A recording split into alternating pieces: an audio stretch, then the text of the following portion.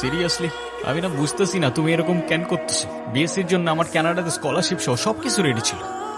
তুমি বললে এখন গেলে নাকি আমি তোমাকে হারাবো, তোমাকে অন্য কোনো ছেলের সাথে বিয়ে দিয়ে দিবে। ওকে ফাইন, আমি সবকিছু ক্যান্সেল করলাম। তারপর তুমি বললা তোমার বাবা বলছে যে বেকার কোনো ছেলের সাথে বিয়ে দিবেন। আমি সবকিছু ছেড়ে আমার বাবার বিজনেসে বসা শুরু করলাম, যেটাই আমার এতটুকু ইন্টারেস্ট ছিল না। আমি আমার সব ইচ্ছা ছেড়ে তোমার জন্য পারফেক্ট হওয়ার চেষ্টা করলাম। তারপর কিসের কমতি থেকে গেল যে তুমি আজকে এঙ্গেজমেন্ট রিংটা ফেরত দিয়ে দিচ্ছ? আমার মনে হচ্ছে না আমাদের একসাথে থাকাটা পসিবল। তোমার মনে হচ্ছে না আমাদের একসাথে থাকাটা আর পসিবল? What about me?